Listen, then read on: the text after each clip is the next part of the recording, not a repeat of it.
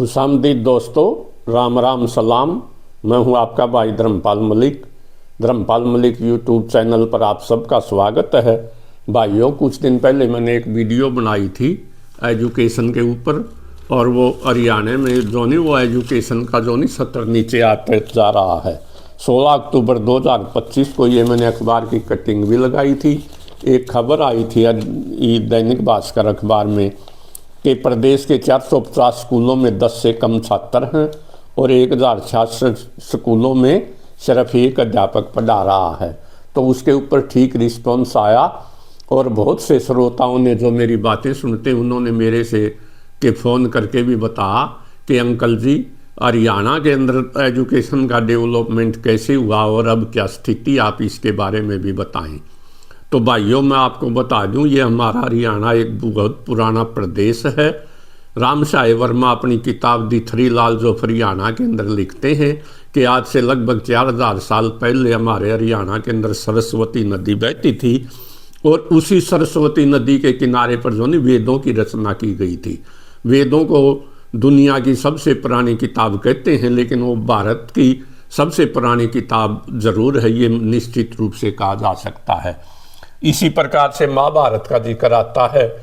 लगभग 3500 साल पहले महाभारत हुई, महाभारत की लड़ाई लड़ी गई, वो भी इसी हमारे हरियाणा के अंदर कुरुक्षेत्र के अंदर लड़ी गई थी। और महाभारत की लड़ाई के अंदर कृष्ण भगवान जो है अर्जुन को गीता का उपदेश देते हैं, इसलिए गीता भी हमारे हरियाणा के अंदर लिखी गई थी। इसी प्रकार हम जब तारीख के अंदर हमारे हरियाणा का बहुत बड़ा नाम है। 1191 और 1192 की त्रावड़ी की लड़ाइयाँ, जिसमें 1191 में मोहम्मद गौरी से पृथ्वीराज चौहान जीत गया, 1192 में हार गया और उसके ऊपर दिल्ली की गद्दी के ऊपर मुसलमानों का कब्जा हो गया।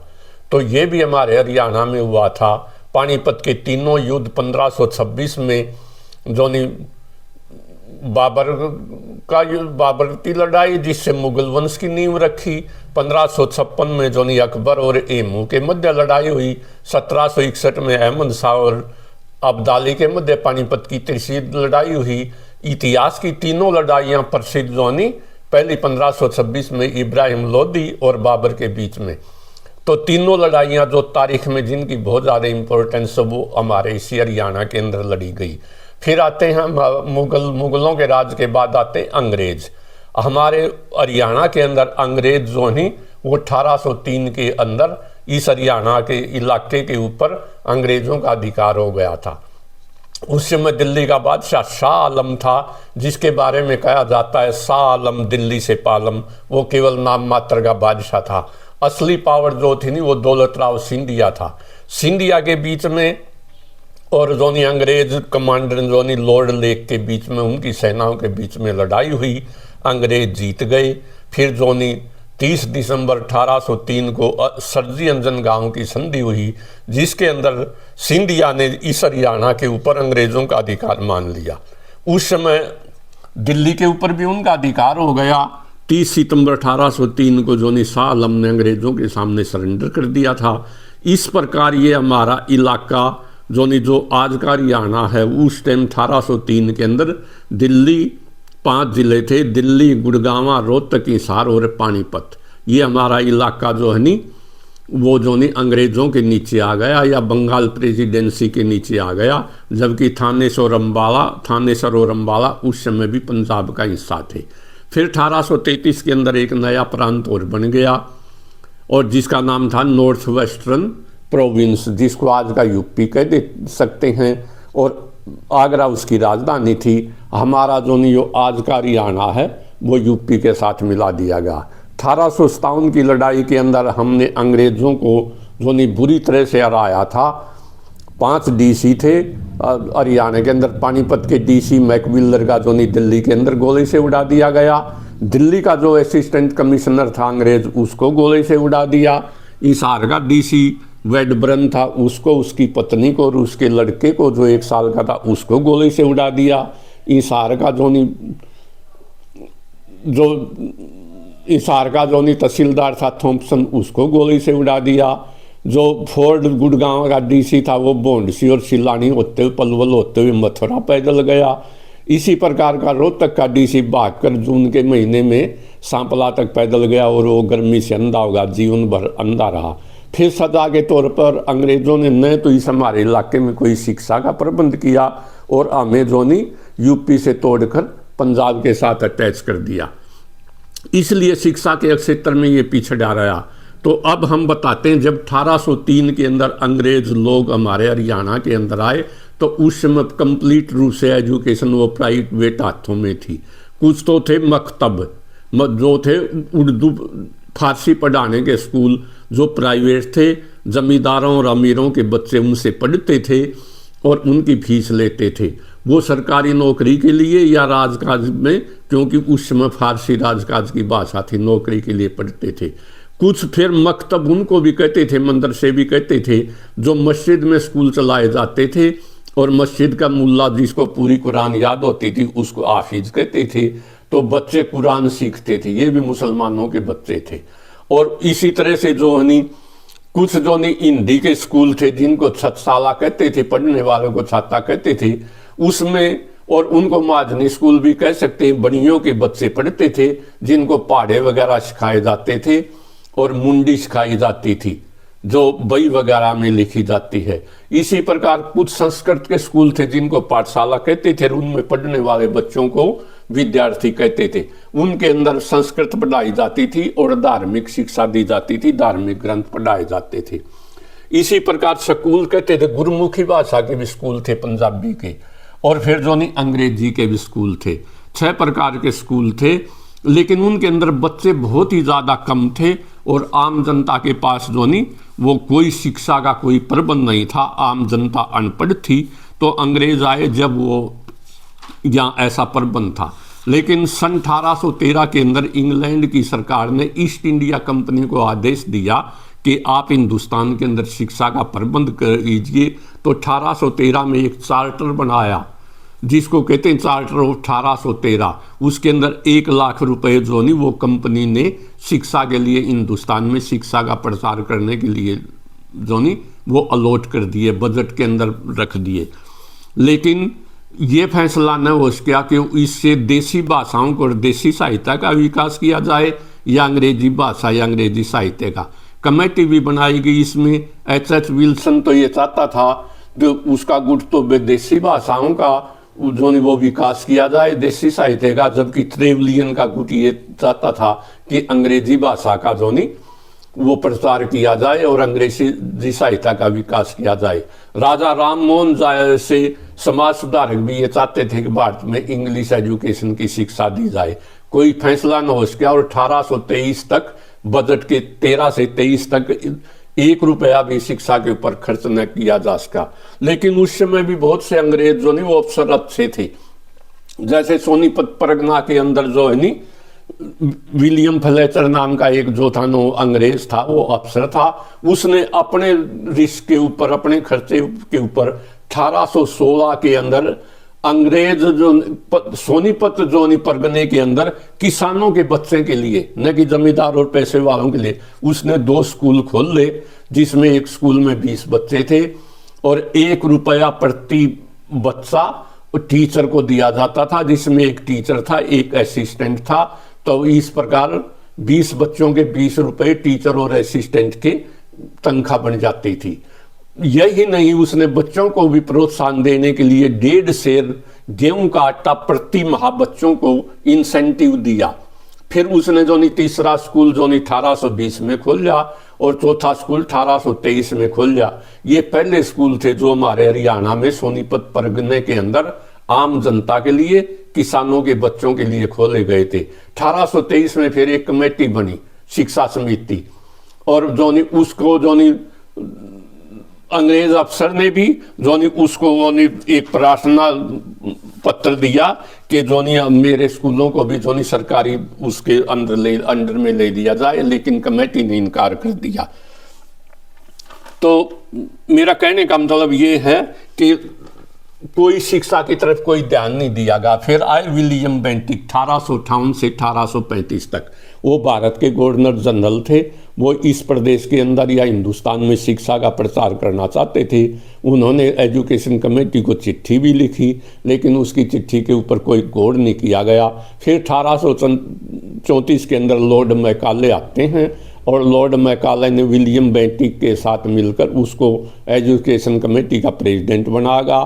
उसने 2 फरवरी 1835 को एक पत्र लिखा और उसके अंदर जो है ये स्पष्ट कर दिया, अब भारत के अंदर अंग्रेजी शिक्षा पढ़ाई दी जाएगी, अंग्रेजी जो शिक्षा का माध्यम होगा और अंग्रेजी लिटरेचर का ही विकास किया जाएगा।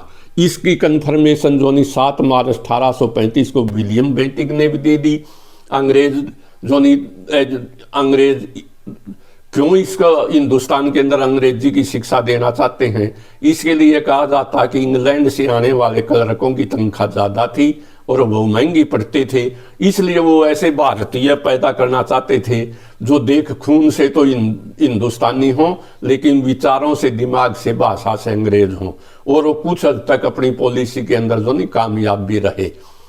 उसके बाद जो ये 1833 में जब हमारा यूपी प्रांत बन गया तो 1840 के अंदर अंग्रेजों ने एजुकेशन को सेंट्रल गवर्नमेंट से निकाल करके स्टेट डिपार्टमेंट को दे दिया और 1843 के अंदर लेफ्टिनेंट गवर्नर था यूपी का थॉम्पसन, उसने भी बड़ी कोशिश की किसानों के लिए स्कूल खोलने के लिए और कुछ स्कूल खोले भी। उसने 1840 में भी अंग्रेज सरकार को गवर्नर ऑफ इंडिया को पत्र लिखा कि देहात के स्कूलों में स्कूल खोले जाएं। उसने ये नीति बनाई भी, जो भी गांव 200 परिवारों से बड़ा होगा, जिसमें 200 से ज़्यादा घर होंगे और वो 5 से 10 एकड़ ज़मीन जिसका रेवेन्यू कम से कम 40 रुपये वार्षिक हो, ताकि अध्यापकों का, टीचर का खर्चा दिया जा सके, उसी गांव के अंदर स्कूल खोल दिए जाएंगे और कुछ स्कूल खोले भी गए। लेकिन 1840 का उत्तर उसकी प्रार्थना रिजेक्ट कर दी गई। 1848 में उसने फिर अंग्रेज सरकार को पत्र लिखा कि हमारे स्टेट के अंदर ज़्यादा से ज़्यादा स्कूल खोले जाएं। उस समय हरियाणा जो है वो यूपी का हिस्सा था, लेकिन हरियाणा क्षेत्र में बहुत कम स्कूल खोले गए, रेयर ही, क्योंकि यहाँ गरीबी ज़्यादा थी और एजुकेशन के लिए पैसे की ज़रूरत थी। यहाँ कोई नहरें नहीं थी और खेती मेन साधन था, सोर्स ऑफ इनकम, और वो वर्षा पर आधारित थी। 1848 के अंदर जो है रुड़की का इंजीनियरिंग कॉलेज खोला गया। फिर आते हैं लॉर्ड डलहौजी। लॉर्ड डलहौजी ने जो शिक्षा, वास्तविक हिंदुस्तान के अंदर शिक्षा का प्रसार करने वाले लॉर्ड डलहौजी थे, जो 1848 से 1856 तक गवर्नर थे इंडिया के, और उन्होंने जो है चार्टर ऑफ वुड्स का पत्र न घोषणा पत्र, वुड जो उसने एजुकेशन कमेटी का प्रेसिडेंट बना, उसने घोषणा की 1856 के अंदर कि हिंदुस्तान के अंदर जो हिंदू देशी भाषाओं का भी विकास किया जाएगा, जैसे उर्दू, फारसी, संस्कृत, इनका इसके लिए भी बजट रखा। और यही का उसने ग्रांट इन एड, जो लोग जो ग्रांट देंगे सरकार के बराबर साथ में, उनके गांव में भी स्कूल खोले जाएंगे। और पहली बार 1857 के अंदर हिंदुस्तान के अंदर 3 यूनिवर्सिटियां खोली गई, कलकत्ता, बम्बई और मद्रास। और इससे आगे जो शिक्षा का विकास होता रहा। फिर 1857 में, जैसा कि मैंने बताया, हमने अंग्रेजों को रहा था सजा के तौर पर जो हमें 6 फरवरी 1858 को पंजाब के साथ मिला दिया गया। 2 नवंबर 1858 को कंपनी का राज भी खत्म हो गया और ये हमारा हिंदुस्तान सीधा अंग्रेज सरकार के नीचे चला गया, या ये कहिए या महारानी का राज हो गया। लेकिन हरियाणा के साथ जो वो बहुत शिक्षा के मामले में बहुत बुरा बर्ताव किया गया। केसी यादव अपनी किताब कल्चर ऑफ हरियाणा में लिखते हैं कि 1870 तक यहाँ पर जो एक भी कोई बढ़िया स्कूल नहीं था। 1870 के बाद जो वो यहाँ पर जो नए नए स्कूल खोले गए, और उसके बाद जो यहाँ कोई भी कॉलेज नहीं था। जबकि 1882 के अंदर पंजाब के अंदर जो वो यूनिवर्सिटी, पंजाब यूनिवर्सिटी खोल दी गई थी, जो लाहौर के अंदर, जो आज भी पाकिस्तान की सबसे पुरानी यूनिवर्सिटी है। इसी प्रकार से कुछ रिपोर्टें हैं कि 1843 के अंदर की टेबल बताती है कि हमारे कितने स्कूल थे। तो हमारे 5 जिले थे हरियाणा के, जो आज का रही है पानीपत, हिसार, दिल्ली, रोहतक, गुड़गांव। पानीपत जिले के अंदर, शहर के अंदर 56 स्कूल थे, कस्बों में या बड़े बड़े गांव में, और गांव में 50 थे, और 416 गांव ऐसे थे जिनमें कोई भी स्कूल नहीं था। हिसार जिले के शहर कस्बों में 13 स्कूल थे, 20 स्कूल बड़े बड़े गांव में थे, और 587 ऐसे गांव थे जिनमें कोई भी स्कूल नहीं था। ठीक इसी प्रकार दिल्ली शहर के अंदर 297 स्कूल थे, और जोनी गांव में 24 स्कूल थे। 386 गांव दिल्ली डिस्ट्रिक्ट के ऐसे थे जिनमें कोई स्कूल नहीं था। रोहतक के अंदर 22 स्कूल जोनी वो शहरों में या कस्बों में थे, 24 गांव में, और 275 गांव ऐसे थे जिनमें कोई स्कूल नहीं था। गुड़गांव में 50 स्कूल कस्बे शहर में और 50 गांव में, और 1230 गांव ऐसे थे जिनमें कोई भी स्कूल नहीं था। ऐसा टेबल 1843 की टेबल के अंदर लिखा गया, ये मैंने कॉपी में नोट कर रखे हैं।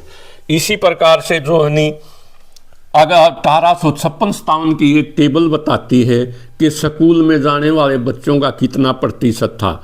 पानीपत जिले के अंदर 6.4% था, रोहतक में अंदर 2.8% बच्चे स्कूल जाते थे, हिसार में 2.2% बच्चे स्कूल जाते थे, दिल्ली में 10.95% बच्चे स्कूल जाते थे, और गुड़गांव में 3.4% बच्चे स्कूल जाते थे। ये 1856 और 57 की एक टेबल है।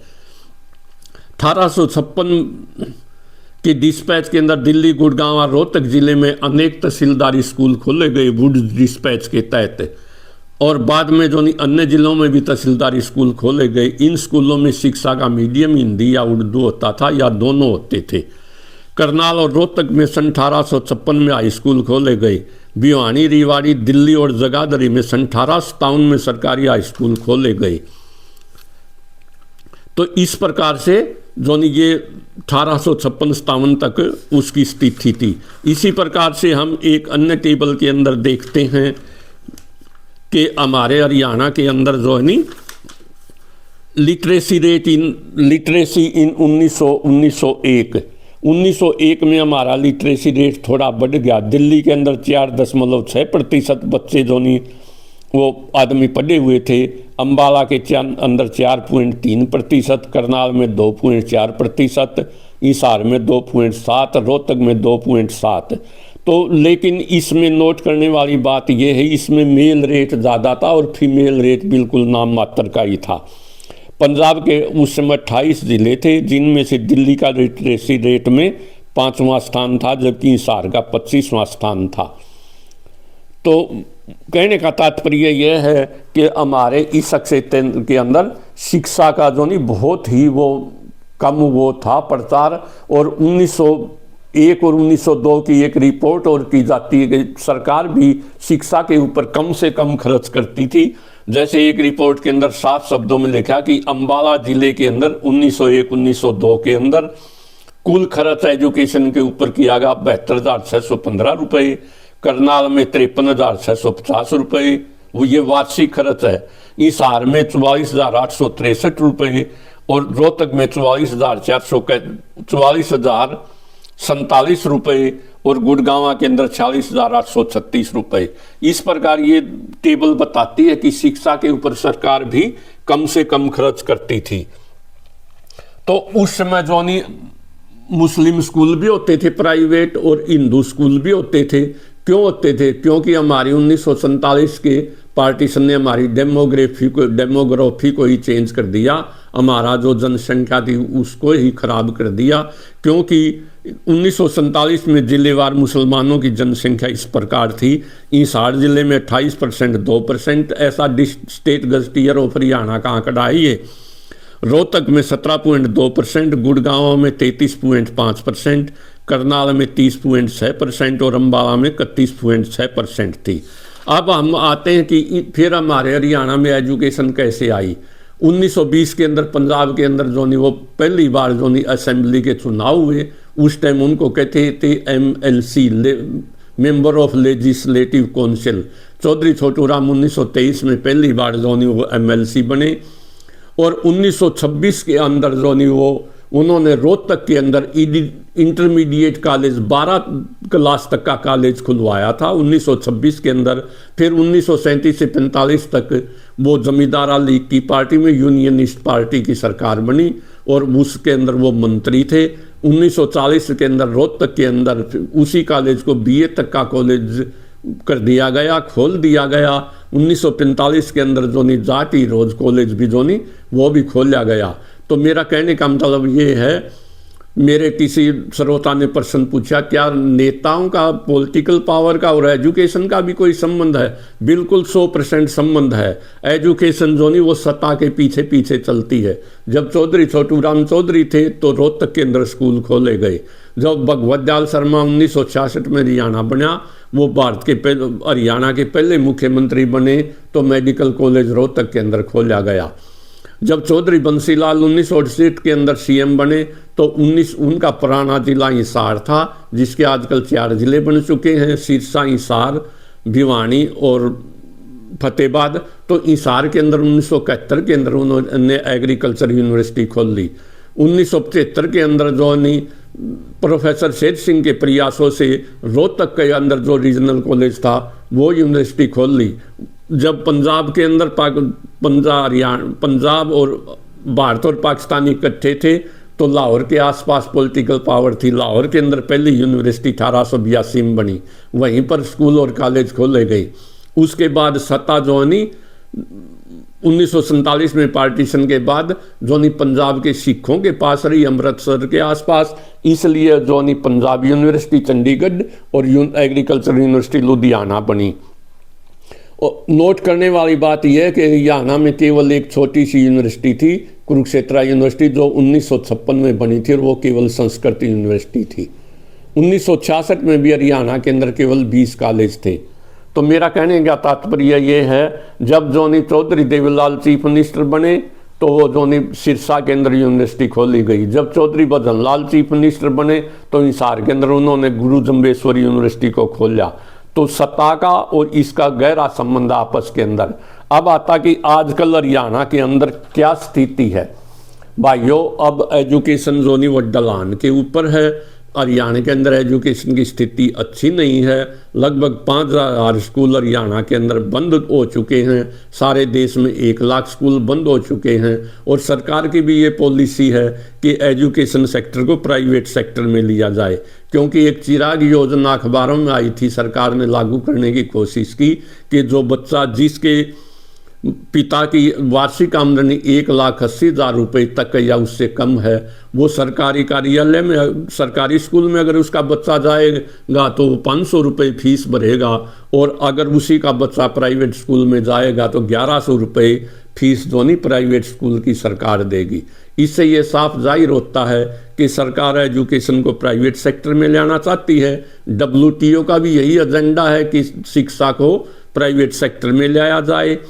तो इससे ये साफ सिद्ध होता, अगर शिक्षा प्राइवेट हाथों में होगी तो वो चंद एक लोगों के बच्चे ही पढ़ेंगे जो पैसे वाले होंगे, क्योंकि पैसे वाले होंगे तो बच्चे आज भी विदेश में पढ़ने जाते हैं, और जो नहीं गरीबों के बच्चे सरकारी स्कूल में जाते हैं, बिलो पॉवर्टी लाइन वालों के अधिकतर, और कुछ जो लोअर मिडिल क्लास के लोग हैं उनके बच्चे वैसे प्राइवेट स्कूलों में पढ़ते हैं।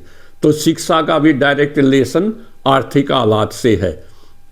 मेरा कहने का तात्पर्य ये है, अगर लोग ये चाहते हैं कि जो नहीं वो सरकारी स्कूलों को, प्राइवेट शिक्षा को प्राइवेट सेक्टर के अंदर न दिया जाए और इसको जो नहीं गरीबों के बच्चे ताकि पढ़ सकें, किसी एक लव्य को दोबारा अंगूठा कटाने की ज़रूरत ना पड़े, तो उसके लिए ज़रूरी है, इसके लिए लोगों को सोचना पड़ेगा और उनको जो नहीं इकट्ठा होना पड़ेगा। क्योंकि डॉक्टर अम्बेडकर ये कहते थे कि शिक्षा एक ऐसा हथियार है जो नहीं इसको पिएगा ऐसा दूध है। शिक्षा एक ऐसा शेरनी का दूध है, जो इसे पिएगा वो दौड़ेगा। शिक्षा लोगों को सोचने की पावर देती है, और इसके आज जो नहीं शिक्षा को प्राइवेट सेक्टर में जाने से रोकने के लिए लोगों को इकट्ठा होने की और क्रांति की जरूरत है। शायद इसीलिए आदम गोंडवी ने एक जगह कहा था, काजू भले भुने प्लेट में, विस्की गिलास में, उतरा है रामराज विधायक निवास में, पक्के समाजवादी हैं तस्कर हों या डकैत, इतना असर है खादी के उजले लिबास में। जनता के पास एक ही चारा है, बगावत। यह बात कह रहा हूं मैं ओसोवास में। तो जनता को बगावत करनी पड़ेगी, नहीं तो जो नहीं 100% एजुकेशन जो वो प्राइवेट सेक्टर में जाएगी और इससे ज़्यादा दिक्कत जो नहीं गरीबों के बच्चों को ही होगी। एक जगह और आदम गोंडवी लिखते हैं, जो डलहौजी न कर पाया वो ये काम कर देंगे, कमीशन दो तो हिंदुस्तान को नीलाम कर देंगे। तो आपके स्कूल, कॉलेज और यूनिवर्सिटियां नीलाम हो सकती हैं। यूनिवर्सिटियों को ग्रांट देनी सरकार ने बंद कर दी है, उनको लोन दिया जाता है। कुछ समय पहले प्रोफेसर शेर सिंह ने एक बयान दिया था कि मार्च 2025 तक हरियाणा की यूनिवर्सिटियों के ऊपर 6625 करोड़ रुपए कर्जा है। कहीं ऐसा ना हो आने वाले भविष्य में ये कर्जा जो नहीं बेइंता हो जाए, अथा हो जाए और यूनिवर्सिटियों की सरकार को नीलामी करनी पड़े। इसलिए लोगों को इकट्ठे होने की ज़रूरत है ताकि शिक्षा को प्राइवेट सेक्टर में रखा जा सके। तो ये थी मोटी मोटी बातें, आपको जो नहीं सावधान होने की ज़रूरत है। और हरियाणा में शिक्षा का स्तर बिल्कुल नीचे जा रहा है, क्योंकि सेक्टर 21A के संविधान की धारा 21A के अनुसार जो 86 संशोधन के अंदर 86वें संशोधन के अंदर RTE राइट टू एजुकेशन को फंडामेंटल राइट बना दिया गया है, जिसमें 6 साल से 14 साल तक के बच्चों को शिक्षा फ्री दी जाती है और कंपलसरी दी जाती है। लेकिन फिर भी हरियाणा की 2011 की जनगणना के अनुसार यहाँ का साक्षरता रेट जो नहीं वो 76.64 है। 24% बच्चे अब भी अनपढ़ हैं। और नोट करने वाली बात यह है, हरियाणा में किसानों के बच्चों का स्कूल ड्रॉप रेट आजकल सबसे ज़्यादा है। इसी तरह से ये 1991 के पॉलिसी के अनुसार हरियाणा सरकार ये कहती है कि लड़कियों की शिक्षा फ्री है, लेकिन आजकल जो नहीं सेल्फ फाइनेंस के स्कूल और कॉलेज खुल चुके हैं और उनसे बहनों और बेटियों से भी ऊंची ऊंची फीसें ली जाती हैं। और उसके अंदर जो शिक्षक लगाए जाते हैं, प्रोफेसर लगाए जाते हैं, उनको मिनिमम तनख्वाह दी जाती है। उनको 34,000 तनख्वाह दी जाती है और 8 महीने तनख्वाह उनको दी जाती है, सैलरी दी जाती है। जबकि बच्चों से जो है नहीं वो 12 महीने की तनख्वाह ली जाती है। सैंपल के तौर पर जो नहीं मैंने कई यूनिवर्सिटियों का सर्वे किया है, जैसे सेंट्रल यूनिवर्सिटी उसका किया मैंने महेंद्रगढ़ का, उसमें भी शिक्षा का स्तर नेशनल यूनिवर्सिटी के जैसा नहीं है, बल्कि अच्छे टीचरों का अभाव है और ज़्यादातर टीचर जो नहीं वो कच्चे लगाए हुए हैं, पार्ट टाइम या कॉन्ट्रैक्ट बेस पर लगाए हुए हैं। यहाँ हमारे जींद में यूनिवर्सिटी है, उसके अंदर लॉ डिपार्टमेंट है, 23 टीचर हैं, 23 के 23 34,000 वाले हैं, जिसके अंदर एक भी पक्का नहीं है। जबकि 5 ईयर लॉ भी है, 3 ईयर लॉ भी है, LLM भी है। और इसका सबसे बड़ा कारण यह है कि जो यूनिवर्सिटी के VC होते हैं, जो टीचिंग लाइन के होते हैं, उनकी सरकार ने फाइनेंस पावर खोज ली है। उनको भी जो नहीं अधिकार नहीं है फाइनेंस का, सरकार से परमिशन लेनी पड़ती है। इसलिए सरकार को दोबारा जो नहीं VC को पावर देनी चाहिए और यूनिवर्सिटी का ऑटोनोमस स्टेटस जो नहीं कायम रखना चाहिए, अगर हरियाणा के अंदर आप शिक्षा का सुधार चाहते हैं तो ये थी मोटी मोटी बातें शिक्षा के बारे में। बहुत सी बातें भाइयों रह भी जाती हैं, इसलिए असलियत में तो आपको पढ़ना पड़ेगा एजुकेशन के बारे में। डॉक्टर भीम सिंह दहिया ने किताब लिखी है, higher education in Haryana a view from within. बहुत आल्सो यशपाल कमेटी रिपोर्ट, बड़ी अच्छी किताब है और आपको पढ़नी चाहिए, और दूसरी किताबें भी आपको एजुकेशन के ऊपर पढ़नी चाहिए। तो ये थी मोटी मोटी बातें। धन्यवाद। जय हरियाणा, जय हरियाणवी।